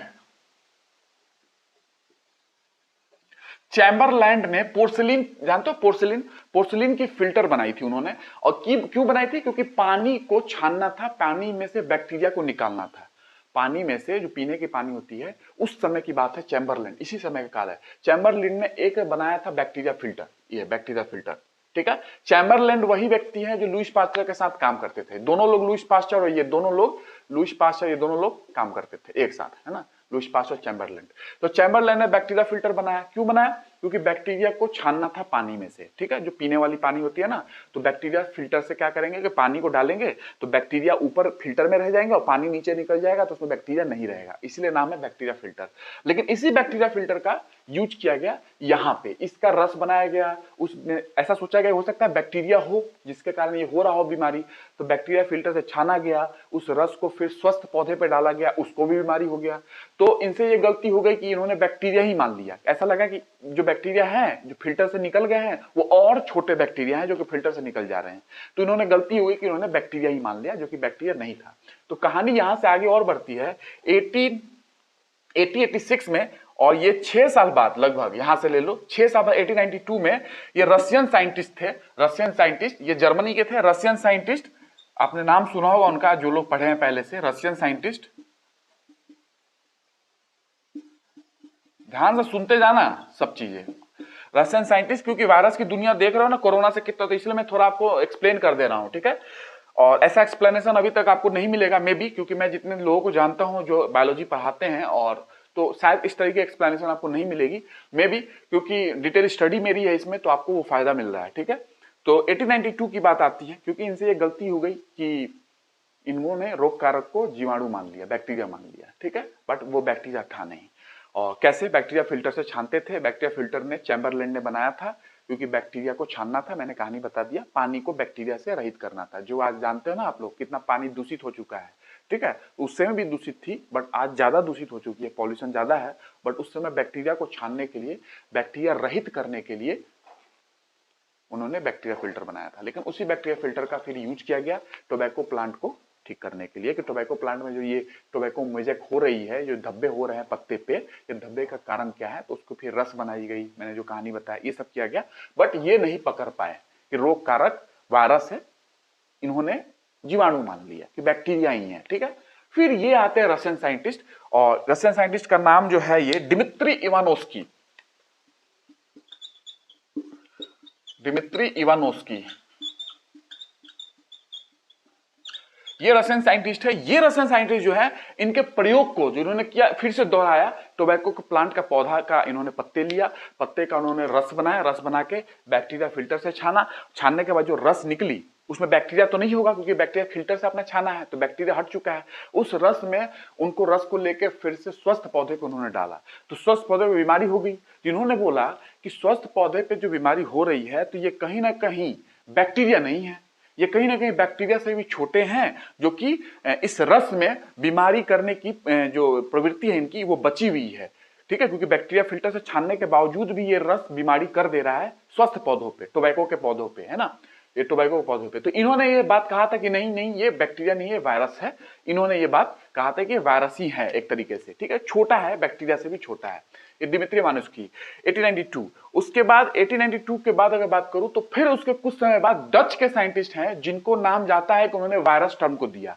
लुईस पास्चर का भी नाम जाता है, एक कॉन्ट्राडिक्शन है यहाँ पे, लुईस पास्चर को भी नाम जाता है, और डच के साइंटिस्ट बेजरिंग का भी नाम जाता है कि उन्होंने वायरस टर्म को दिया। तो बेजरिंग का नाम ज्यादा जाता है, ठीक है, बट अगर बेजरिंग का ऑप्शन में नहीं होंगे तो आप लुईस पास्चर को मानेंगे, ठीक। अगर लुईस पास्चर ऑप्शन में नहीं होंगे, अगर बेजरिंग है ऑप्शन में तो बेजरिंग को ऑप्शन मारेंगे। दोनों नहीं होंगे, दोनों होंगे तो आपको कमीशन को नंबर देना पड़ जाएगा बिना मतलब का, ठीक है, क्योंकि ये कॉन्ट्राडिक्शन है, तो वो ऐसा नहीं चाहेगी कमीशन आपसे कि बिना मतलब का आपको नंबर दे दे, ठीक है। तो बेजरिंग यहां से आते हैं, ये बात है बेजरिंग की। बेजरिंग 1998 के आसपास की बात है, बेजरिंग की 1998 के आसपास की बात है। बेजरिंग यहां पे आते हैं, डच साइंटिस्ट हैं बेजरिंग, ठीक है, ये बेजरिंग की बात कर रहा हूं। बेजरिंग आते हैं डच साइंटिस्ट, इन्होंने सेम प्रयोग को दोहराया फिर से, ठीक है, जो ये चल रही थी ना, इन्होंने लिया इसी का पौधा, उसको रस बनाया, बैक्टीरिया फिल्टर से छाना, सेम रस बनाया, रस बनाने के बाद इन्होंने क्या किया कि जो पौधे स्वस्थ पौधे थे उसमें डाल दिया, तो वो रोग ग्रसित हो जाए, उनको रोग हो गया। स्वस्थ पौधों को इन्होंने रस डाला उनपे, टोबैको के पौधे पे, सेम एक्सपेरिमेंट दोहराया उन्होंने जो इवानोस्की ने दोहराया था। तो उसी एक्सपेरिमेंट को दोहराने के बाद इन्होंने बोला कि हाँ, ये जो फिल्टर जो हमने किया है, बैक्टीरिया फिल्टर से छाना है, जो रस निकाला है पौधे की, जो सैप निकाला है टोबैको मोज़ेक जो पौधा है, जो प्लांट है, उसका पत्ता है, उस सैप में अभी भी इन्फेक्शन फैलाने की प्रवृत्ति है। उसमें पोटेंशियल है कि वो स्वस्थ पौधे को इन्फेक्ट कर दे, उसको भी बीमारी फैला दे। ये प्रवृत्ति इसके अंदर है। इस टर्म को लेते हुए उन्होंने बोला, एक शब्द दिया था इन्होंने, कॉन्टेजियम वाइवम फ्लूइडम। एक शब्द दिया था उन्होंने, एक टर्म दिया था इस चीज को लेते हुए कि हाँ, जो ये फिल्टर से छानने के बाद जो ये रस है, ये रस को अगर आप स्वस्थ पौधे पे डालते हो तो वो स्वस्थ पौधे भी रोग ग्रसित हो जाते हैं, उनको भी बीमारी हो जाती है, डिजीज हो जाती है, टोबैकोमोजेक डिजीज, जो कि एक वायरस है ये। और ये एक वायरस है जो कि बैक्टीरिया से भी छोटा होता है। वहां से वायरस की बात पता चलेगी, हाँ कंफर्म हुआ, इन्होंने कंफर्मेशन किया एक तरीके से। नहीं होता है कि किसी ने कुछ बोला कि भाई ऐसा है, तो कंफर्म करने के लिए लोग फिर से एक्सपेरिमेंट करते हैं, तो यही बात है, इन्होंने फिर से एक्सपेरिमेंट किया था बेजरिंग ने, ठीक है, डच के साइंटिस्ट थे ये। तो इन्होंने बताया कि हाँ, ये रोग ग्रसित कर सकते हैं, ये जो जूस है, जो इन्फेक्शियस जूस है ये, ठीक है, इसके अंदर इन्फेक्शन करने की प्रवृत्ति है। जो आपने जूस निकाला है बैक्टीरिया फिल्टर से छान के, ये जूस इन्फेक्शन कर सकता है, और इसी को उन्होंने कॉन्टेजियम वाइवम फ्लूइडम के नाम से बोला, ठीक है। कभी क्वेश्चन ऑप्शन में आ जाए तो आप बता देंगे कॉन्टेजियम वाइवम, ठीक है, ये आप बता देंगे कि हाँ ये क्या कहानी है। इन्होंने बेजेनिक ने ये टर्म दिया था। ये टर्म का मतलब क्या है कि हाँ, उस फ्लूइड में, उस तरल पदार्थ में जो जूस निकला है, जो बैक्टीरिया फिल्टर से आपने छाना है, उस जूस में अभी भी बीमारी करने की प्रवृत्ति है, जबकि वो बैक्टीरिया फिल्टर से छानी गई है, यानी कि उसमें बैक्टीरिया नहीं होगा क्योंकि बैक्टीरिया फिल्टर से आपने छाना है, लेकिन उस जूस में बैक्टीरिया से भी छोटा कोई इन्फेक्शन पार्टिकल है जो इन्फेक्शन कर रहा है स्वस्थ पौधों पे, उसके लिए उन्होंने, इन्फेक्शन कर रहा है ये पौधा पे, उसके लिए उन्होंने कॉन्टेजियम वाइवम फ्लूइडम का नाम दिया, एक टर्म दिया था शब्द बेजेनिक ने, जो कि डच के साइंटिस्ट थे। यहां तक क्लियर हुआ आपको? ये कहानी ऐसे ऐसे चीजें बढ़ी है, और बेजेरिंग ही है जो उन्होंने वायरस टर्म को दिया था। ऐसा ये ज्यादा इनको माना जाता है, वायरस टर्म को इन्होंने दिया था बेजेरिंग ने। और वायरस का मतलब होता है विरियन, पॉइजन, है ना, वेनम। वायरस लैटिन वर्ड से लिया गया है। विरियन एक शब्द होती है लैटिन वर्ड में, विरियन, मैंने बताया भी था, थोड़ा सा लिंक कर देना। विरियन लैटिन वर्ड का शब्द है, लैटिन भाषा का शब्द है विरियन। इसका मतलब होता है पॉइजन, विष, पॉइजन, पॉइजन या वेनम बोलते हैं ना, वेनम, विष, ये इसका मतलब ये होता है। तो ये पॉइजन मतलब समझ रहे हो ना, ये फ्लूइड जो है ना, फ्लूइड जो रस निकाले थे, उसी में बोला जा रहा था कि ये फ्लूइड में कुछ पॉइजन है, कुछ ऐसा है ये फ्लूइड जो ये बीमारी फैला देता है, ऐसा माना जाता था पहले, ठीक है। पहले तो फ्लूइड को ही मानते थे, वायरस की तो चीजें आई नहीं थी कि वायरस उसके अंदर है, वो ऐसा मानते थे कि जो रस निकल रही है ना, इस रस में ही प्रवृत्ति है बीमारी करने की, ऐसा नहीं मानते थे कि इसके अंदर वायरस होगा, क्या होगा, शुरुआत में, ठीक है। बाद में जब जाके इलेक्ट्रॉन माइक्रोस्कोप वगैरह आए, जो मैंने बताया था रस का की, तो बाद में धीरे धीरे पता चला नहीं कि ये वायरस इसके अंदर है एक्चुअली, इस फ्लूइड के अंदर जो आपने सैप निकाला है, रस निकाला है, टोबैको मोजेक जो पौधा है, टोबैको का जो पौधा है, उस पौधे के जो पत्ते से आपने जो निकाला है, जो बीमारी से ग्रसित है, उस सैप में एक्चुअली वायरस है, क्योंकि बैक्टीरिया छोटा है। लेकिन शुरुआत में लोग ऐसे मानते थे कि बैक्टीरिया फिल्टर से छन गया, तो अब जो रस है ना, रस, बस रस ही बीमारी कर रहा है, रस बीमारी कर रहा है, वो इन्फेक्शन करता है, इसलिए देखो फ्लूइडम बोला गया है। फ्लूइडम, फ्लूइड मतलब तरल पदार्थ, है ना, फ्लूइडम। तो इसीलिए ये माना गया था कि पॉइजन है, वेनम है, इन्फेक्शियस फ्लूइड है वो, जो बीमारी कर दे रहा है, जो आपने बैक्टीरिया फिल्टर से छान के निकाला है, इसलिए यह टर्म आ गया था। तो ये टर्म जो है विरियन, पॉइजन, वेनम, ठीक है, विरियन से आया है पॉइजन, पॉइजन का मतलब होता है ये विरियन, और यहीं से वायरस शब्द आई है, वायरस, ठीक है। तो वायरस शब्द जो है बेजेरिंग ने दिया है, ठीक है, बट कहीं कहीं आपको मिल जाएगा लुईस पास्चर, और लुईस पास्चर की बात आ जाएगी, तो ये कॉन्ट्राडिक्शन है इस पे कि बेजेरिंग ने दिया है कि लुईस पास्चर ने दिया है। तो आपसे कभी भी क्वेश्चन पूछा जाएगा तो बेजेरिंग का नाम आएगा, तो लुईस पास्चर का नाम नहीं आएगा, और लुईस पास्चर का नाम आएगा ऑप्शन में, तो बेजेरिंग का नाम नहीं आएगा। तो आपसे ऐसे ही पूछा जाएगा, दोनों नहीं पूछा जाएगा, नहीं तो बिना मतलब का नंबर देना पड़ जाएगा आपको। कॉन्ट्राडिक्शन है ना इस पे, तो ऐसा नहीं चाहिए आयोग कि आपको बिना मतलब का नंबर दे उसको फ्री में। तो ये है, आप ध्यान रखेंगे। तो विरियन लैटिन वर्ड, इसका मतलब पॉइजन होता है, वेनम होता है। और वेनम क्यों? क्योंकि वो जो फ्लूइड है ना, फ्लूइड जो छाना गया बैक्टीरिया फिल्टर से, पोर्सिलिन फिल्टर था, पोर्सिलिन की बनी हुई थी। और कहानी मैंने बता दिया था चैम्बरलैंड ने क्यों बनाया था, है ना, पानी को बैक्टीरिया रहित करने के लिए, बैक्टीरिया को पानी में से बैक्टीरिया निकालने के लिए ये बनी थी एक्चुअली, क्योंकि पीने के लिए पानी के लिए यूज करना था उस समय। तो बैक्टीरिया ऐसा उस समय तक आ चुका था कॉन्सेप्ट की पानी में बैक्टीरिया हो सकते हैं जो हम पीते हैं, तो उसमें से उस पानी से बैक्टीरिया निकालना है, तो एक फिल्टर बनी पोर्सिलिन की, वो फिल्टर यूज किया गया था। लेकिन वो फिल्टर फिर यहाँ भी यूज किया, पौधे में यूज किया गया, जो टोबैको प्लांट में उसकी रस बनाई गई, तो वो रस जो निकला ना, उस रस को ऐसा मानते थे कि शुरुआत में तो ऐसा लगता था कि वायरस की तो बात ही नहीं थी। शुरुआत में ऐसा लगता था कि भाई ये जो फ्लूइड है ना, फ्लूइड जो रस है ना, वही बीमारी कर रहा है, बस इन्फेक्शन वही कर रहा है।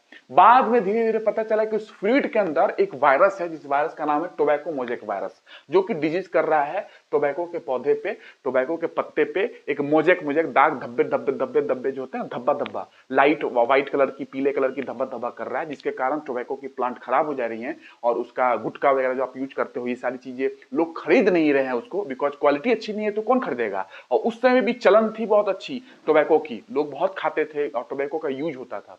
तो ये चीजें इंडस्ट्री में डाउन हो रही थी, तो इसलिए स्टडी बहुत स्टार्ट हुई थी। ये पहले व्यक्ति थे जिन्होंने इस चीज को स्टार्ट किया। उसके बाद क्या कहते हैं आपको, उसके बाद आपको डिमित्री मानुस्की ने स्टार्ट किया, रशियन साइंटिस्ट। फिर बेजेनिक ने प्रयोग को दोहराया। वहां से बेजेनिक ने बोला कि क्या कहते हैं कि ये एक कॉन्टेजियम वाइवम फ्लूइडम है, मतलब उस रस को बोला कि ऐसा है ये, इस कॉन्टेजियम वाइवम फ्लूइडम का मतलब ये इन्फेक्शन कर रहा है ये रस। अभी तक वायरस की बात नहीं आई थी कि उस फ्लूइड में वायरस है, बट बाद में धीरे धीरे जब स्टडी हुई तो पता चला, जब इलेक्ट्रॉन माइक्रोस्कोप वगैरह आए तो पता चला नहीं, इस फ्लूइड में जो ये सैप निकाले हो आपने, रस निकाले हो आपने इस पौधे का, इस पत्ते का, उस सैप में वायरस है एक्चुअली।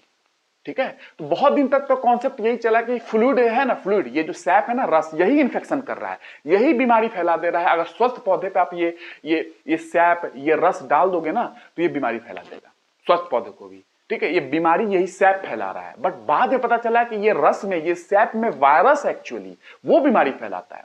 तो बाद में धीरे धीरे चीजें पता चली। तो ये यहां से ये कॉन्सेप्ट आया था कि वो जो पॉइजन है, वो जो सैप है, वो जो रस है, वो एक पॉइजन है। वो पॉइजन को किसी पौधे पे डाल दोगे, स्वस्थ पौधे पे डाल दोगे, तो वो भी बीमारी ग्रस्त हो जाएगा, उसको बीमारी हो जाएगी। ठीक है, तो इसलिए ये नाम आया था। उसके बाद में वायरस इसी से आया। तो बेजेनिक ने वायरस को दिया, इस टर्म को वायरस बेजेनिक ने दिया। और इसी टर्म को बाद में आपको मिलेगा कि लुईस पास्चर का भी नाम आता है। तो आप ध्यान रखोगे लुईस पास्चर भी और बेजेनिक भी। बेजेनिक का ज्यादा नाम आता है। आप मेडिकल में मुझसे बात करोगे कि मेडिकल में क्या बताई गई है, वायरोलॉजी की बुक देखोगे तो उसमें क्या बताई गई है, तो बेजेनिक का नाम ज्यादा आता है। ठीक है, बट लुईस पास्चर का भी नाम आपको कहीं कहीं मिल जाएगा, इसलिए मैंने दोनों बता दिया। वायरस शब्द को किसने किसने दिया, मतलब क्या है, विरियन, पॉइजन, विष, वहां से वायरस आया है, ये सारी कहानी। ठीक है, आपको समझ में आ गई। कॉन्टेजियम वाइवम फ्लूइडम का मतलब है कि जो आपने इस पौधे की जो ये जो सैप निकाला, इसको रस निकाला, बैक्टीरिया फिल्टर से छाना, वो जो रस निकली उसमें तो बैक्टीरिया होगा नहीं, क्योंकि बैक्टीरिया फिल्टर से छान लिया तो बैक्टीरिया तो ऊपर ही रहेगा फिल्टर में। नीचे जो रस निकली, वो रस अभी भी बीमारी कर सकती है, ऐसा मानना था। इन्फेक्शियस फ्लूइड बोला जाता था, इन्फेक्शियस द्रव बोला जाता था, ऐसा द्रव जो संक्रमण कर सकता है। अभी वायरस की क्रिया नहीं था कि उसके अंदर वायरस है, बट ऐसा माना था ये द्रव ही पॉइजन है, यही बीमारी करता है, इसलिए फ्लूइडम बोला गया है। कॉन्टेजियम वाइवम फ्लूइडम जो इन्फेक्शन कर सकता है।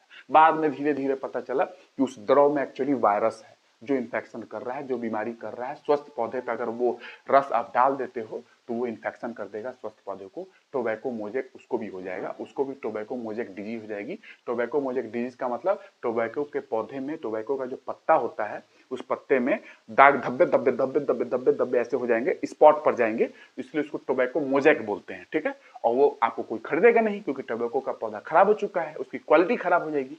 तो यहां से इस चीज स्टडी हुई थी इन चीजों को लेकर। जब जरूरत होती है तो लोग स्टडी करते हैं। टोबैको मोजेक में प्रॉब्लम आई थी तो लोगों ने स्टडी करना स्टार्ट किया कि भाई क्या प्रॉब्लम है, ये क्यों ऐसे हो जा रहे हैं, क्यों धब्बे धब्बे हो जा रहे हैं, इसमें धब्बे क्यों हो जा रहे हैं। तो जैसे मैंने लुईस पास्चर की कहानी बताई थी कि लोग, शराब खट्टी हो जा रही थी तो लोग उनके पास पहुंचे, तो फिर उन्होंने स्टडी किया, उन्होंने बताया कि शराब को गर्म करो, ठीक हो जाएगा। वहां से आपके पास्चुराइजेशन टेक्निक की आई थी, उत्पत्ति भी हुई थी वहीं से पास्चुराइजेशन की। तो जब जरूरत होती है तो लोग उस जरूरत को फिर पूरा करते हैं। क्या दिक्कत है उसको सॉल्व करने के लिए ये सारी कहानी आई, और यहां से वायरस की पूरी स्टोरी आपको पता चला। ठीक है, तो ये है। उसके बारे में बात करूं, ये सब आपको पता चल चुका होगा। लिख लेना सब कुछ, क्योंकि ये लिखवाने जाऊंगा तो आपको लिखते रह जाओगे। जो मैंने बताया आप सब लिख लेना। मैं इनफैक्ट मैं थोड़ी देर के लिए आपको ये 2 सेकंड के लिए आपको छोड़ दे रहा हूं, आप देख लो एक बार और इसको लिख लो। ये टोबैको का पौधा है, उसका पत्ता है, ये सब कुछ कहानी यहीं से, इसी में ये धब्बे धब्बे दिखे थे, वहीं से इसको लेके फिल्टर, इसका रस बना के छाना गया फिल्टर, बैक्टीरिया फिल्टर से, जो कि चैम्बरलैंड ने बनाया था, जो कि लुईस पास्चर के साथ काम करते थे। तो ये सारी चीजें लिंक है, और इसी बैक्टीरिया फिल्टर का फिर यूज किया गया था। इस पौधे का रस बना के छाना गया, छानने के बाद उस छनित को स्वस्थ पौधे में डाला गया। सारी कहानी आप समझ चुके हो। ठीक है, ये है।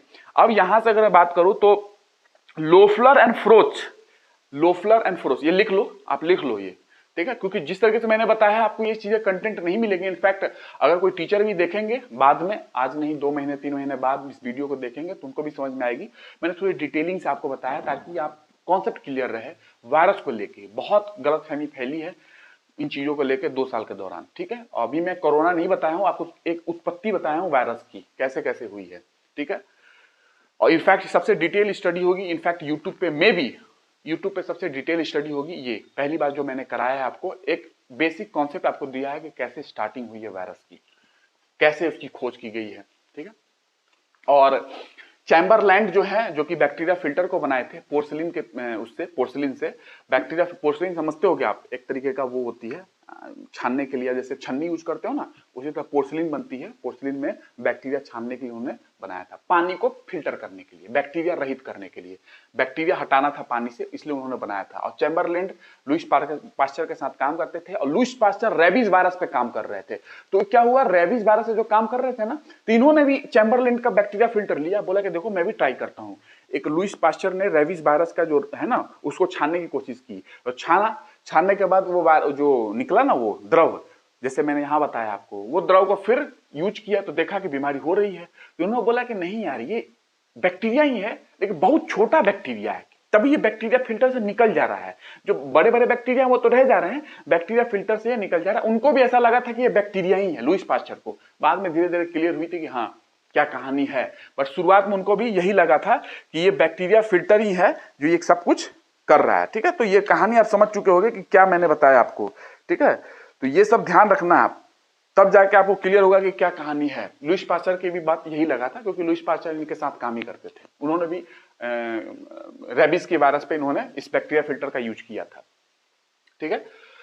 और उनको भी लगा था कि बैक्टीरिया ही है जो छन जा रहे हैं ना, और वो बैक्टीरिया ही है, छोटे बैक्टीरिया है, बट एक्चुअली वो रेबीज का वायरस था वो भी, ठीक है। लुईस पास्चर के समय की बात है ये, तो ये नोट कर लो आप, ठीक है। उसके बाद मैं बता रहा हूं लोफलर एंड फ्रोज से कहानी आपको कुछ पता चलना चाहिए कि पहली बार जो एनिमल में वायरस पता चला था, फर्स्ट एनिमल वायरस, वो है foot and mouth disease. Cattle में होता है, जो गाय भैंस बकरी भेड़ ये होती है ना कैटल्स, तो कैटल्स, वैसे कैटल्स की भी डेफिनेशन थोड़ी सी रिस्ट्रिक्टेड है, मैं तो एक जनरलाइज्ड वे में बोल रहा हूं, बट कैटल किसको बोलते हैं अगर आपको नहीं पता होगा तो मैं इनफैक्ट आपको, मैं जब पढ़ाऊंगा आपको बायोलॉजी की पोर्शन जब आगे चलेगी तो मैं कैटल के बारे में बताऊंगा कैटल किसको बोलते हैं। बट आप नॉर्मली जो गाय होती हैं, गाय में बीमारी फैलती है फुट एंड माउथ डिजीज, उनके माउथ एंड फुट जो पैर होती है उनमें डिजीज होती थी, बीमारी होती थी। उसको लोफलर एंड फ्रोच ने बैक्टीरिया रहित थे, बैक्टीरिया फिल्टर से छान के, और वो चीज जो होती है ना, जो रस आया उससे उसने उसको प्रोड्यूस किया था।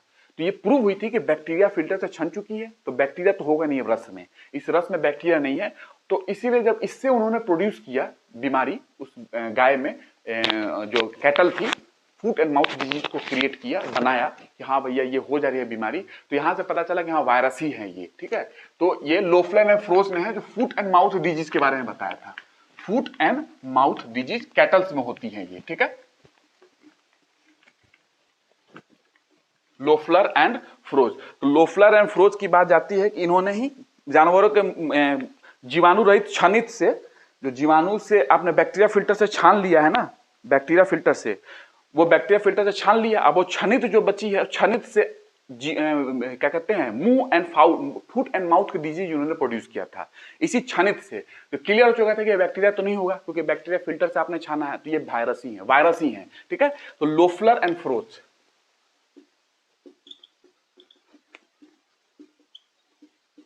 इन्होंने फर्स्ट एनिमल वायरस को खोजा, फर्स्ट एनिमल वायरस, ऐसा बोलो, फर्स्ट एनिमल वायरस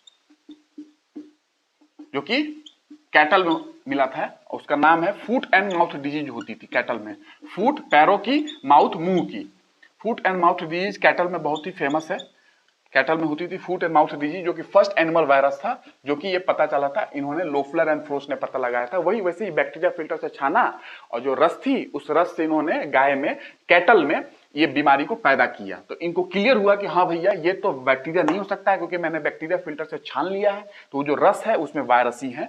और क्योंकि पहले से एक्सपेरिमेंट होते आ रहे थे बेजेरिंग के, इवानोस्की के, इनको क्लियर किया था कि हाँ फुट एंड माउथ डिजीज जो होती है कैटल्स में, वो वायरस के कारण ही होती है, क्योंकि बैक्टीरिया फिल्टर से छान के उन्होंने स्टडी की थी, ठीक है।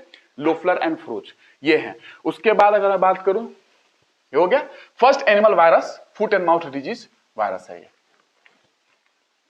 उसके बाद बात करूं तो स्टेनले का आपने नाम सुना होगा। स्टेनले वायरस जो है लिविंग और नॉन लिविंग की कड़ी मानी जाती है कि लिविंग भी है नॉन लिविंग भी है, बट डिपेंड करता है, मैं इसके बारे में बताऊंगा बाद में। तो वायरस की जो क्रिस्टलाइजेशन है, रवाकरण, क्रिस्टलाइजेशन जो है स्टेनले ने किया था। स्टेनले मतलब रवा तैयार किया था, रवा को तैयार किया, वायरस का क्रिस्टलाइजेशन किया। क्रिस्टलाइजेशन ऑफ वायरस मतलब क्या है, समझ जाओ कि जैसे कि इसको लो टेम्परेचर पे कम कर, इतना आपको प्रोसेस नहीं समझना है, बट ये समझ जाओ कि खेलने के जैसा हो गया, कुछ बॉल टाइप का छोटे छोटे छोटे छोटे, उसमें क्रिस्टल के फॉर्म में ये वायरस थे, तो क्रिस्टलाइज कर लिए। और लिविंग थिंग क्रिस्टलाइज होते नहीं है, लिविंग थिंग का कभी भी रवा नहीं तैयार कर सकते हो आप, तो इसका मतलब ये नॉन लिविंग है। यहां से भी पता चलता है कि वायरस नॉन लिविंग है, क्योंकि उसका क्रिस्टलाइजेशन कर सकते हो, और स्टैनले ने किया था, है ना। इस क्रिस्टलाइजेशन का मतलब होता है जैसे कि आप देखोगे ना, छोटे छोटे पत्थर जैसे हो गए, या अब गोली होते हैं खेलने वाली, जो गोली होती है लोग खेलते हैं, वैसे उसके अंदर वो वायरस था, क्रिस्टल बना दिया गया था, उससे खेल भी सकते हो, ठीक है, वायरस उसके अंदर है, ठीक है। तो क्रिस्टल बनाया गया है, तो लिविंग थिंग की तो क्रिस्टल नहीं बन सकती है, जीवित चीजों के क्रिस्टल नहीं बन सकती है, तो यहां से क्लियर होता है कि वायरस नॉन लिविंग भी है।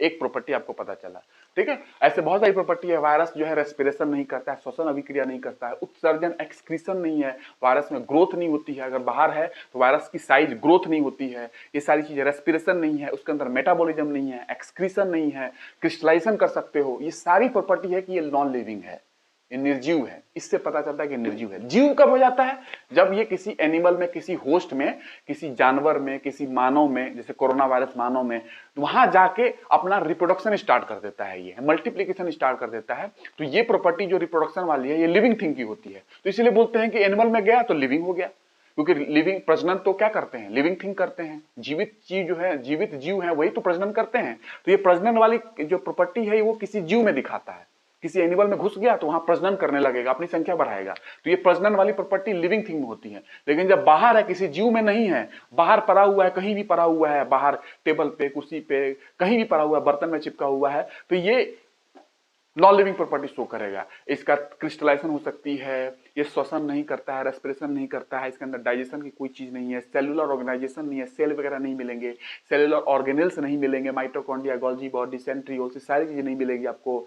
ये एक्सक्रीशन नहीं करता है, इसका रवा तैयार कर सकते हो, क्रिस्टलाइजेशन, क्रिस्टल बना सकते हो, छोटे छोटे खेल सकते हो उसको, ठीक है, क्रिस्टल बना के। ये सारी चीजें नॉन लिविंग थिंग की प्रॉपर्टी है। इसलिए बोलते हैं कि virus is a connecting link between living and non living, living non living के बीच में, जीवित और निर्जीव, जीव और निर्जीव के बीच की सेतु है वायरस, सेतु, लिविंग थिंग की और नॉन लिविंग थिंग की कनेक्टिंग लिंक है। Virus is a connecting link between living and non living, मतलब वायरस जीव और निर्जीव की बीच की सेतु है। मैंने कारण बता दिया कि जीव वाली प्रॉपर्टी क्या है, जब वो किसी एनिमल में, किसी ऑर्गेनिज्म में, किसी मानव में जाकर घुस गया तो वहां पर रिप्रोडक्शन करना लगेगा, प्रजनन करना लगेगा, अपनी संख्या बढ़ाने लगेगा। तो ये संख्या कौन बढ़ाता है, लिविंग थिंग बढ़ाते हैं ना, एक बच्चा हुआ, दो बच्चा हुआ, मानव है, एक बच्चा हुआ, दो बच्चे हुआ, तो संख्या किसकी बढ़ती है, जो लिविंग होते हैं वही तो प्रोडक्शन करते हैं, रिप्रोडक्शन करते हैं। तो ये किसी जानवर में जाके, किसी मानव में जाके, किसी होस्ट में जाके रिप्रोडक्शन कर लेता है, अपनी संख्या बढ़ा लेता है। और बाहर रहता है तो ऐसे इनर्ट पड़ा रहता है, एक पार्टिकल की तरह, ठीक है।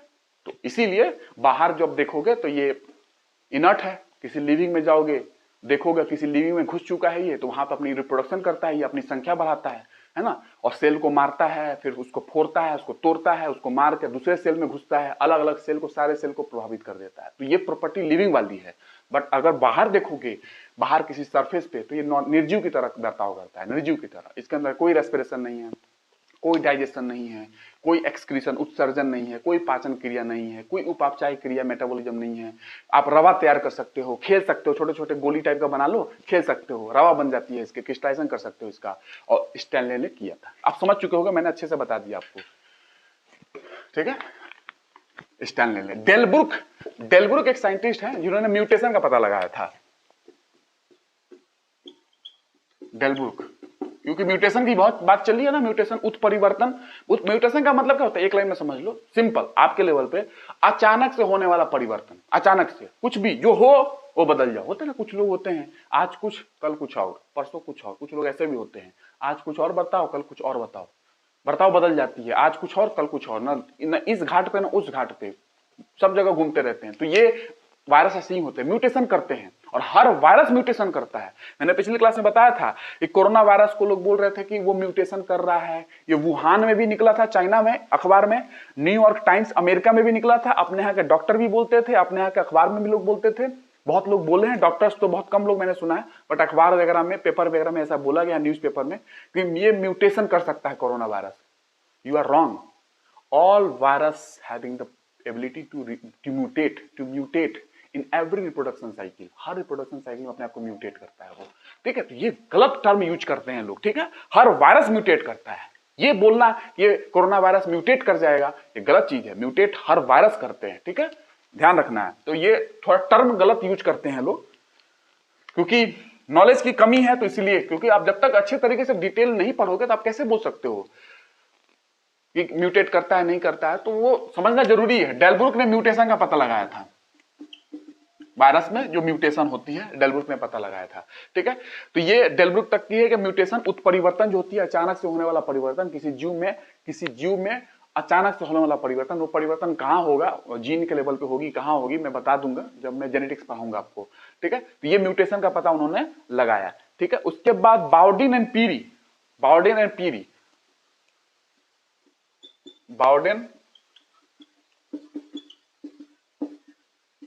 हिंदी में क्या लिखो, इंग्लिश का साइंटिस्ट है।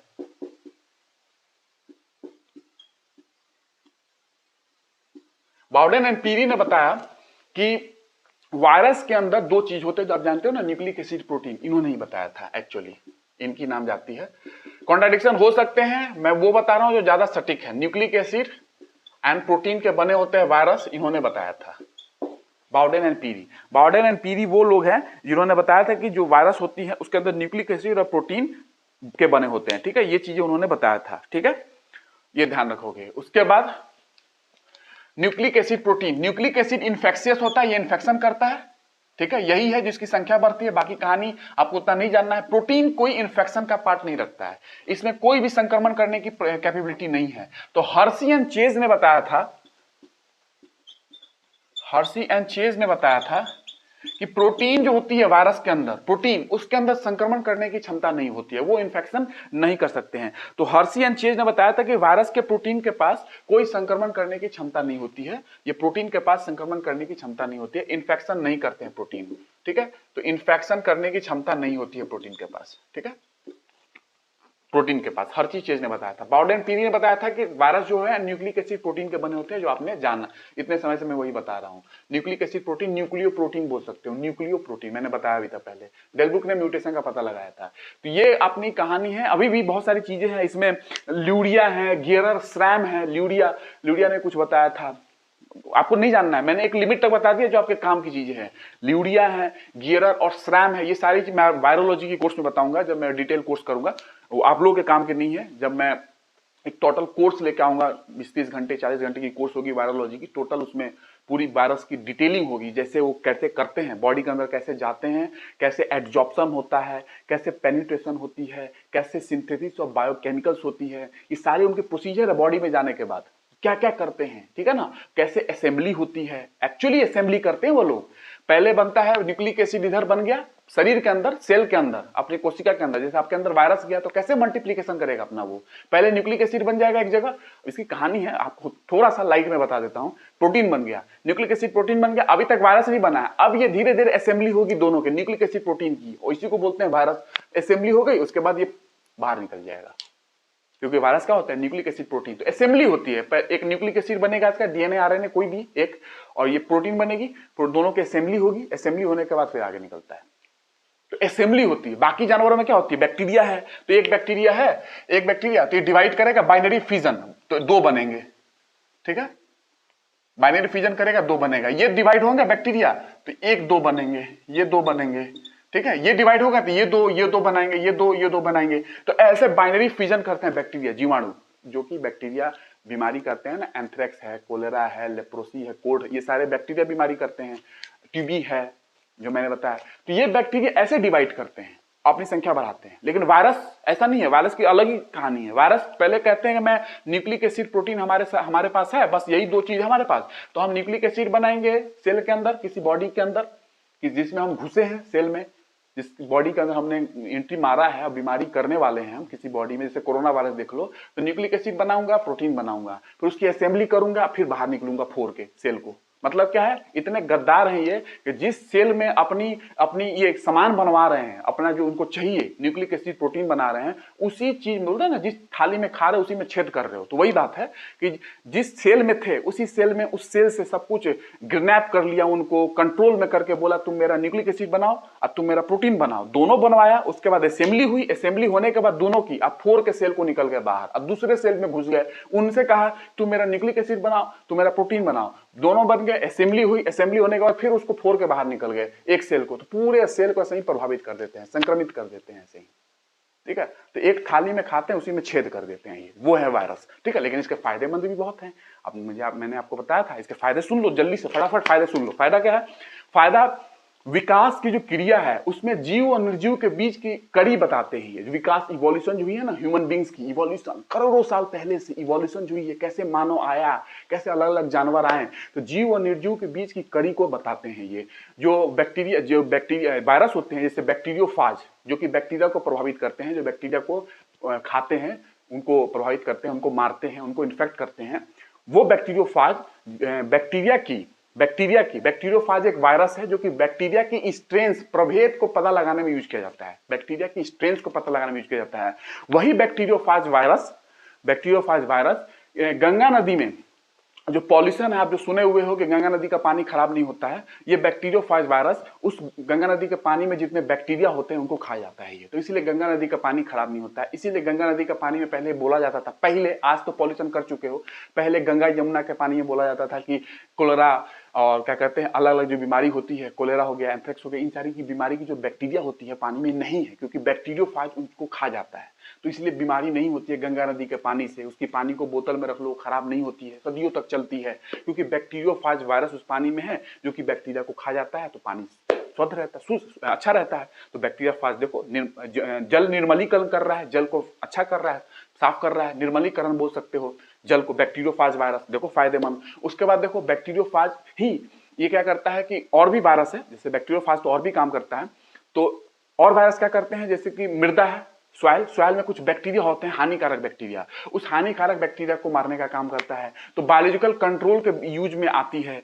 सॉइल की, मृदा की जो उर्वरता है उसको बढ़ाती है, बायोलॉजिकल कंट्रोल के रूप में यूज कर सकते हो। जेनेटिक इंजीनियरिंग और ट्रांसजेनिक प्लांट में वायरस को वेक्टर के रूप में यूज कर सकते हो, वाहक के रूप में यूज किया जाता है किसी जीन को ट्रांसफर करने के लिए, ट्रांसजेनिक प्लांट्स और जेनेटिक इंजीनियरिंग में। अगर किसी जल प्रणाली में, किसी जल वाटर सिस्टम में अगर कोई नील हरित शैवाल, काई वगैरह होते हैं ना, आपने देखा होगा गांव में कि किसी पानी में एकदम ऊपर फैला हुआ है पूरा व्हाइट नहीं, पीले पीले हरे हरे टाइप के नील हरित शैवाल, ब्लू ग्रीन अलगीज है ना, साइनोबैक्टीरिया के नाम से जाना जाता है। कहीं भी गांव में भी होता है, कहीं बाढ़ आया तो आपने देखा होगा, जलकुंभी नहीं, वाटर हाइसेंथ नहीं, वो छोटे छोटे होते हैं, एकदम छोटे छोटे दिखते हैं, आपको देखना होगा। उसको अगर हटाना है तो साइनोफेज एक बैक्टीरिया है, वो उसको हटा देती है, खत्म कर देती है। तो देखो वायरस के कितने बेनिफिट हैं।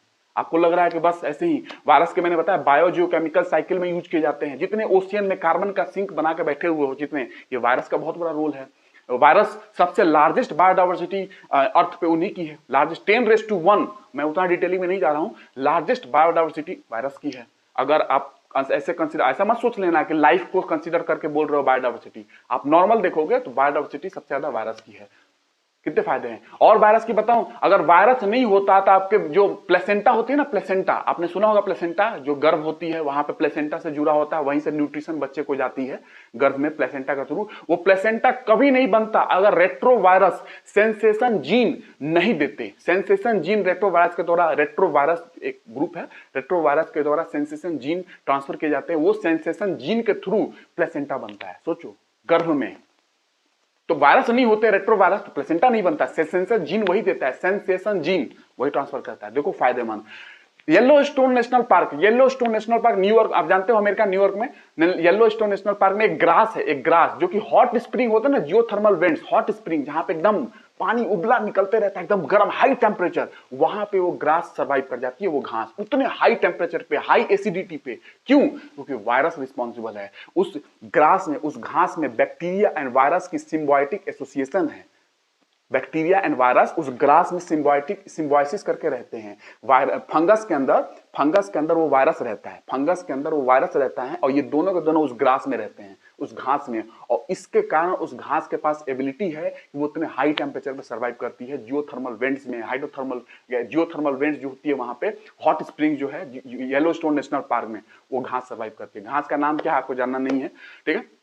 तो सोच लो कितना फायदा है। और बताऊं, आउट ऑफ अफ्रीका थ्योरी आपने सुना है कि जो ह्यूमन है, एक थ्योरी ये बताती है, एक थ्योरी बता रहा हूं मैं, और भी थ्योरी है। आउट ऑफ अफ्रीका थ्योरी, कि अफ्रीका से पूरी मानव बाहर निकले हैं और सारे कंटिनेंट में, सारे देश में ये फैले, अफ्रीका से निकल के। आउट ऑफ अफ्रीका थ्योरी की जो प्रिडिक्शन है, और उनको अगर देखा जाए उसको ठीक करने के लिए कि हाँ ये बात सही है कि ये आउट ऑफ अफ्रीका थ्योरी सही है, उसके लिए वायरस का यूज किया जाता है। और वायरस के यूज से प्रिडिक्शन किया गया है, और बहुत सही प्रिडिक्शन पता चला कि हाँ बात सही है आउट ऑफ अफ्रीका थ्योरी की, वायरस से पता चला है।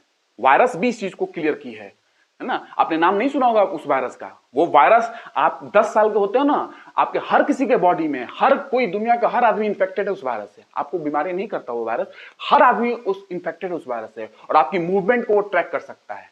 आप ट्रैक कर सकते हो उस वायरस को देख के किसी बॉडी में आपकी मूवमेंट को। तो आउट ऑफ अफ्रीका थ्योरी जो है, आउट ऑफ अफ्रीका थ्योरी उस वायरस से पता चलती है कि हर किसी के बॉडी में वायरस है, और उस वायरस को आप रिकॉर्ड करके पता कर सकते हो कि कौन कहां कहां गया और कैसे कैसे कॉन्टिनेंट में फैले लोग, महाद्वीपों में फैले लोग।